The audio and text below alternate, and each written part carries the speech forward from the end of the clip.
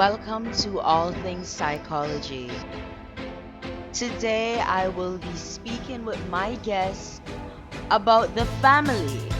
I'll be joined by Pastor Javian Hutton,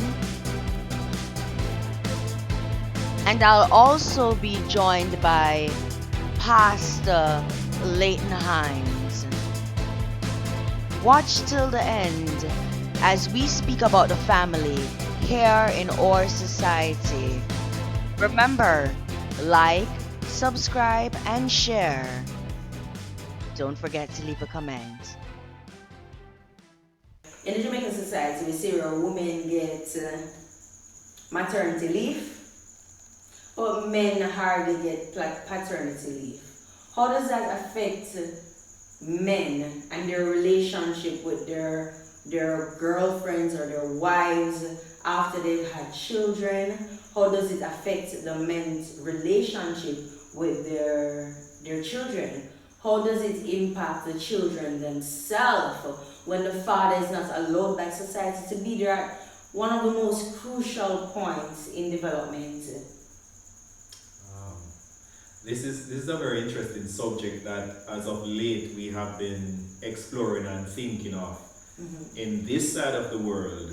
In other places it is a thing, paternity leave, but in Jamaica, and I would say maybe the western side of the world, or what we term as third world societies, we have not incorporated that into the workspace. In terms of its impact, I am unsure of how to gauge the impact, because men have been operating along this line for the past forever in terms of our setting. Our society, yeah. So I think though that there are benefits if we can get that kind of system going. Yeah, there are benefits to the male and the female, because when the man is able to be at home knowing that his source of income is still there, he is at home to help the woman because she having her baby now would need the assistance around the house, and he can be there to show that nurture and care and that bonding moment with the baby as well. So there are benefits to it, and I believe that is something we should seriously consider, and maybe even to lobby from a psychologist's perspective, to lobby to our governments that it is something we need to seriously look at within the context of how we can manage our economy, because the workspace is very demanding, and to just have persons leaving the workspace, both the man and the woman at the same time for paternity and for maternity leave, it may pose a challenge. It may pose a challenge, but in the Jamaican society, I've seen where coronavirus has taught us so much. Coronavirus has taught there are some transactions that when I travel, I'm able to do with banks abroad so easily without having to go into the branch. And Jamaica was so far behind. There are different organizations that would, before coronavirus, before the pandemic, there's so many organizations that would make it seem as if certain things are impossible to do without coming in. But now we are realizing as a society, and I hope we don't go backwards on that there are things we can do from home. There are transactions or checks to put in place that allow persons to safely do business at home. And I believe that if it is that we as a society were to take it a little bit more seriously, men could stay at home for a month to be fathers, to be husbands, to be baby daddies. Men could play a more active role if it is that we were to take a step back as society and create the environment for that.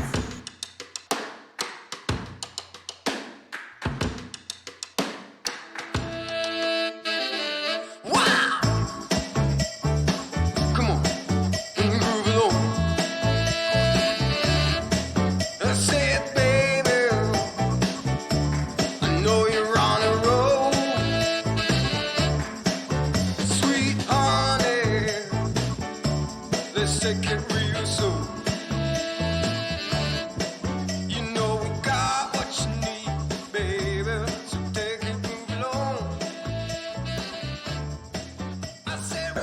very important. And family, it begins with the man and the woman. And it's important that both male and female play an active role in the life of the child, especially from that early age, from the cradle role, right? It would have to be regulated. It can work. Yeah. It can work. But I think what has been happening though is because it has been so old. The tradition has been so old of maternity leave. So even our culture is absorbed with maternity leave. So to introduce paternity leave can be something taboo. So we have to ensure that it is something that is fair And well thought out. and well thought out. That's right. Okay.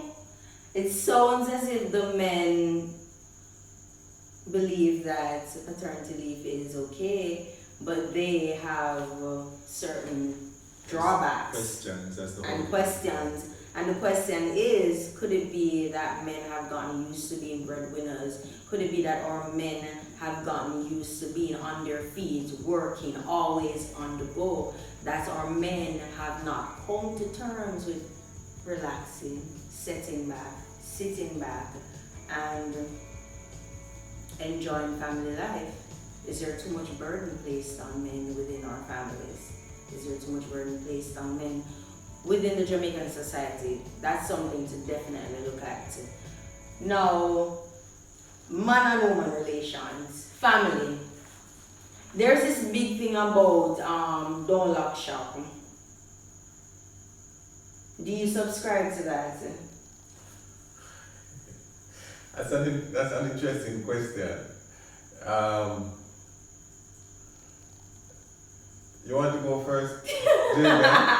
you're on the floor, brother. Okay, so seeing that this is a touchy topic, let me just take the time Don't lock shop. to clarify. What For do those- you mean by don't lock shop? That's what I was do you about to say. For those who are not Jamaicans, lock shop, when we say that, we refer to a woman who decides not to have sex in a relationship for various reasons. So, lock shop means to deprive a man of the rightful privilege, the rightful privilege of conjugal Relations. bliss or conjugal relations. Question Lock. question though. Do we consider a man refusing to participate in sexual activity with his wife as lock shop as well? Thank you so much for saying that.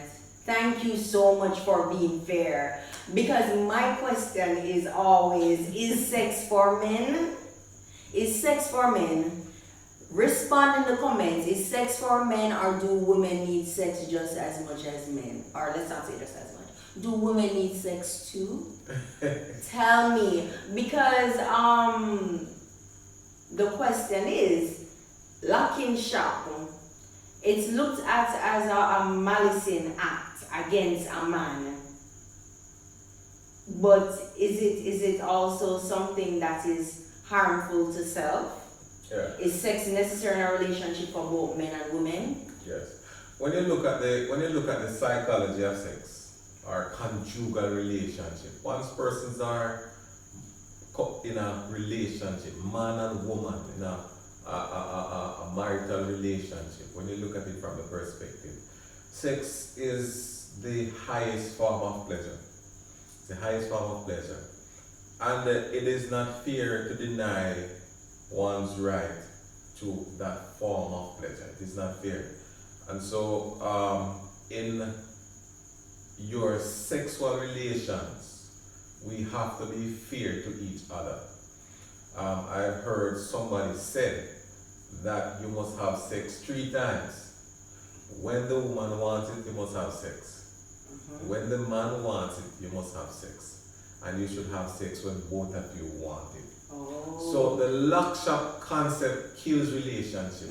Because if sex is a common adhesive within that relationship, as a matter of fact, in olden tradition, you were not married until you have sex. You have to consummate your relationship. And so if that relationship is not consummated, it wasn't considered as a marriage. So sex is very important. Lock shop sex must not be used as a bargaining chip in relationship. Man has a right to sex and women has a right to sex within the confinement of that relationship. Right, and it's also still current where if you don't have sex, like if you get married today and you haven't had sex tomorrow, and you don't have sex, if you haven't consummated a relationship, the marriage, it's not, it can be nullified.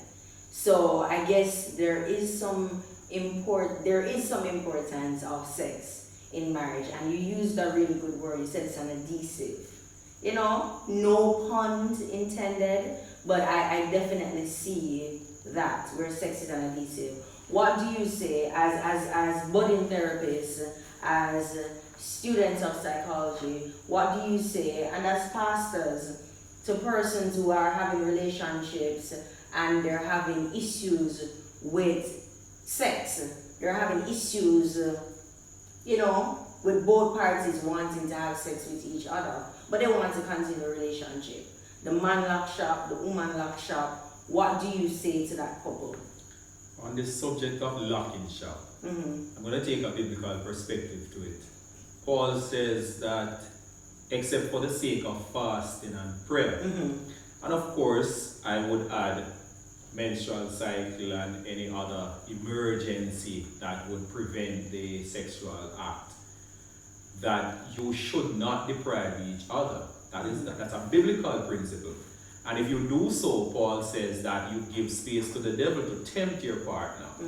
And so you're putting your partner in peril of strain from the relationship. So anyone who cares deeply about their relationship, their marriage, they would not take that perspective. Because, and as Leighton rightly said, it's about a male and a female issue. And what I have recognized, however, and I'm speaking from a male perspective again, so you can tell us, Nerissa, from a female perspective. But in my experience as a married man, I do not remember ever my wife approaching me to say, here, come, I want to have sex with you, and I refuse. And even if I was feeling upset with her, if she did something I didn't like, just if she know my weak spot, just touch me, do whatever she does, and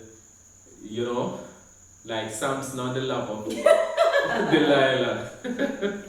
You're weak, no matter how strong you are, you become weak. So I believe that the notion of locking shop, though it is mostly ascribed to the woman, because a woman seems to have that kind of leverage in a relationship, the sexual leverage, and so it seems to me that it is more of a female act of locking shop than a male's, because I have not, in my perspective, in my experience as a pastor, I have never had a woman coming to me complaining that her husband is locking shop. Most times what the man does is he's emotionally unavailable to his woman.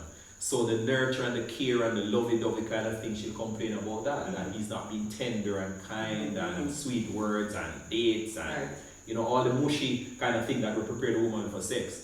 That is where a man struggles. But in terms of locking shop, you don't think men struggle as much? I have never locked shop before.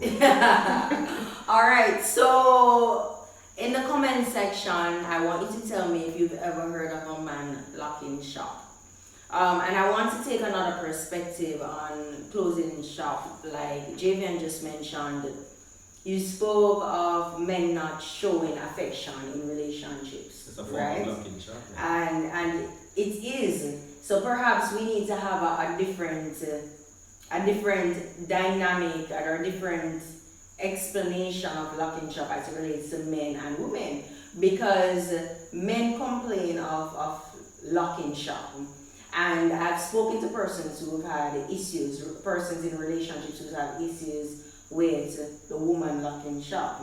And when you speak to them together, there's usually a complaint where the man is not fulfilling the woman on an emotional level.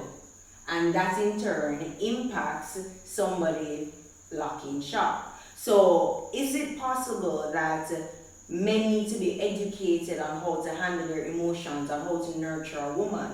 You spoke about the biblical perspective. The Bible speaks about a man loving his wife like Christ loves the church. And Christ loves the church in a way where even if you have gone astray, his love remains constant.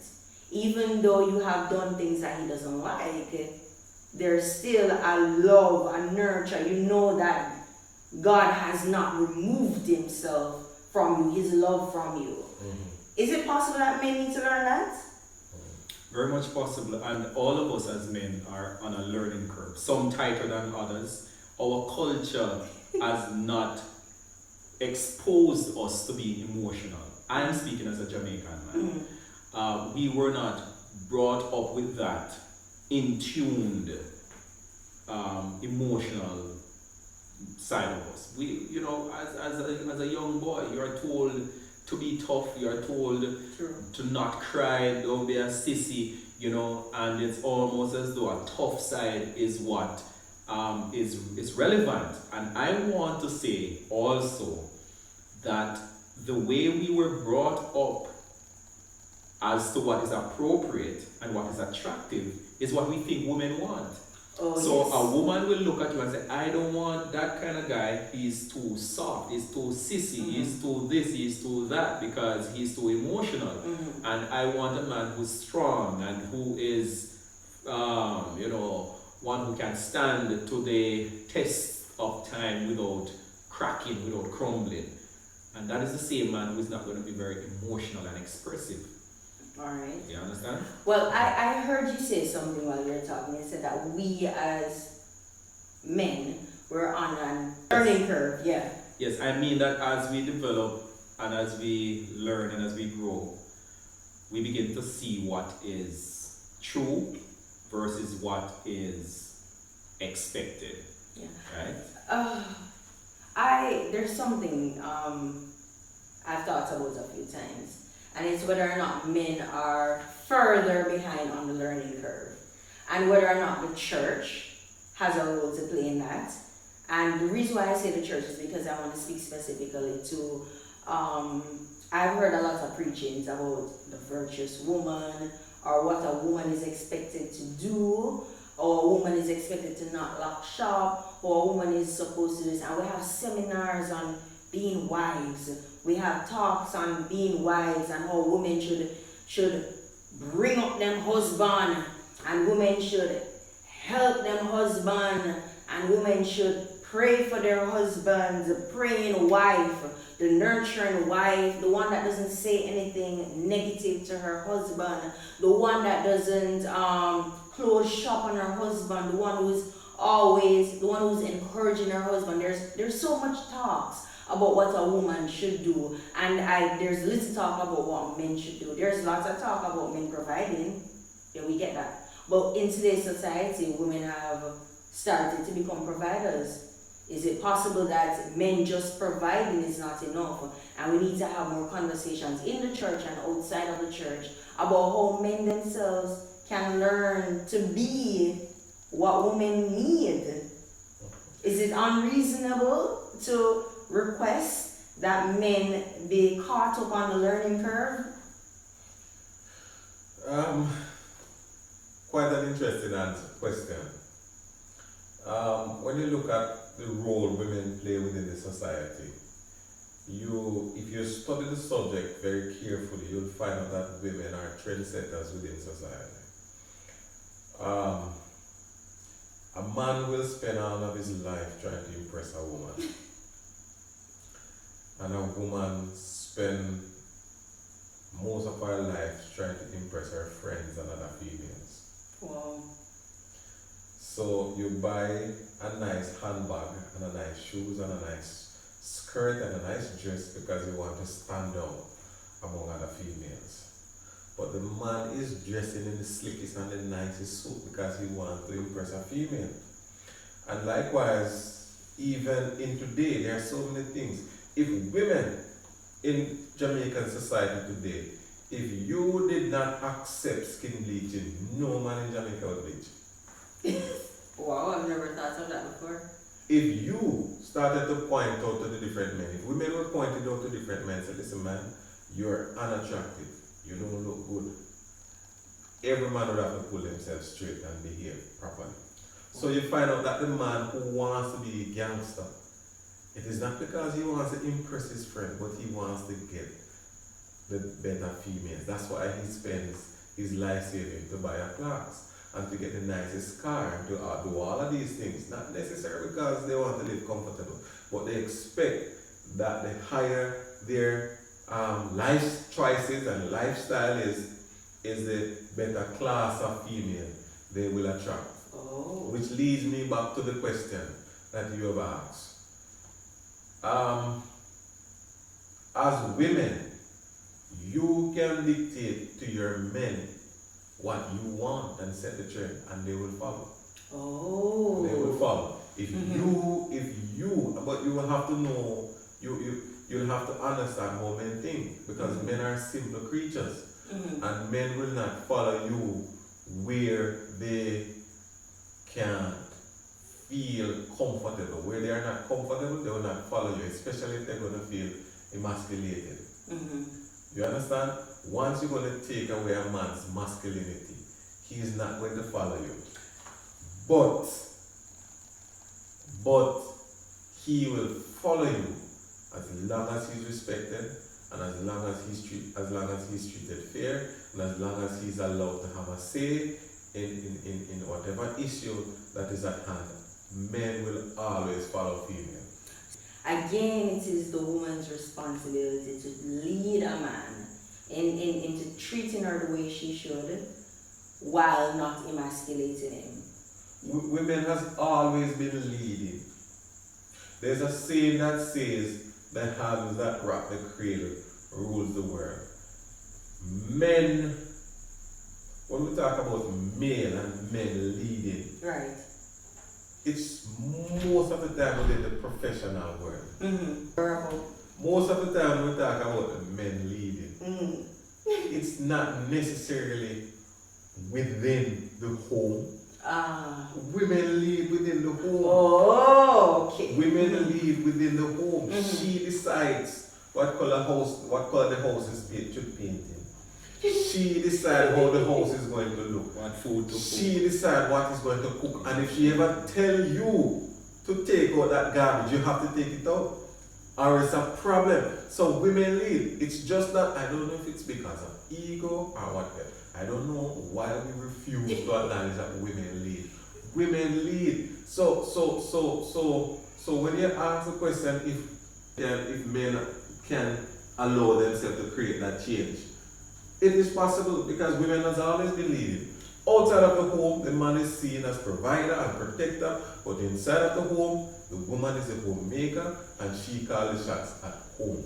The reality is, Lynn, and I agree with you 100%. The reality is that a man will do what the woman trains him to do.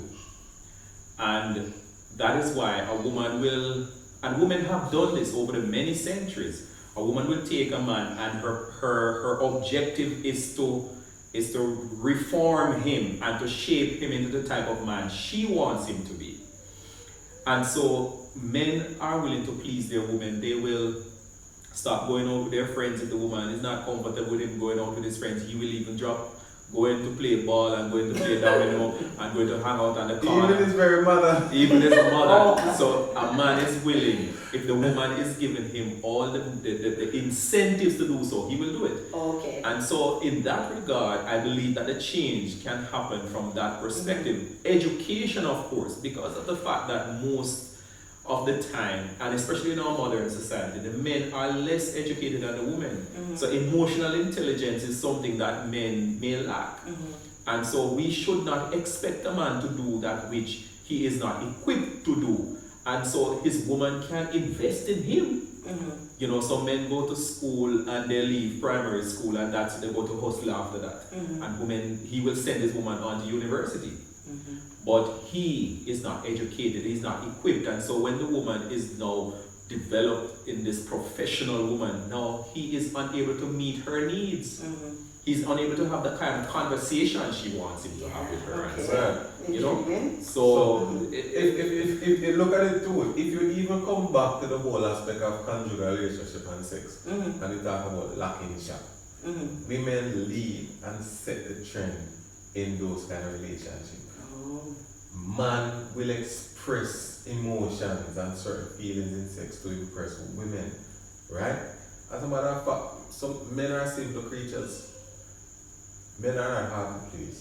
So I've heard that so many it times. has always been men trying to please women. I've heard that so many times. It is very seldom to see women worry about trying to please a man. It has always been men trying to please women. it's true. And that is so. Listen, think about it.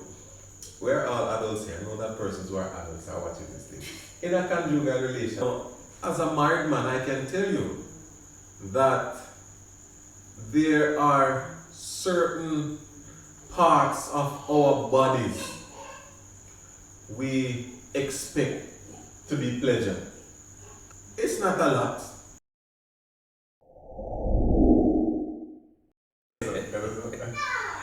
It's easier for a man to be sexually satisfied than a woman. Whoa, whoa. That's a conversation for another time. So we have touched so many different topics. We've spoken about the family, we've spoken about men, the need for mental health training in the church, we've spoken about lock shopping, and so much more. But yeah, if we were to delve more into these topics, this interview would take forever. This talk would take forever. So more will come on the channel. We'll have more conversations, more streamlined, taking these topics piece by piece, looking at the psychology of stuff, and looking at how we can grow as a people. Thank you so much for coming, JVN. It was a pleasure being here, and I'm looking forward to being invited back. Of course, we need to go into these topics some more. And thank you so much for being here, Lee. Thank you. It's Yes. a pleasure being here as well. And I'm also looking forward to coming back to sit and have these discussions with you. Okay, definitely. And there are things that came out. At first we were speaking about, at first I mentioned that there's a lot of burden that might be placed on the women. A lot of women might feel as if they're burdened. But these men spoke about how it's not necessarily a burden but a power that women have, and perhaps women can own this power and learn how to lead a man. It's very interesting. I've always known that men are led by women, but I didn't know that men knew that, and these men taught me that. I'm not sure if it's because they have psychological background or psychological training, but it's interesting that they know that. Experience teaches wisdom. They're family men. They know. Wait, I'm not sure if my husband would agree. My husband is the leader of my house, let me say that. But I'm a woman. Anywho, it was nice being here. Stay blessed, and I'll see you again next time. Remember, this is all things psychology. Chat with us in the comments. Like, subscribe, share. Bye. Bye. Bye. Bye. Oh, is that a manly thing to do? Bye. I don't know enough to do enough. Okay. Bye. Bye.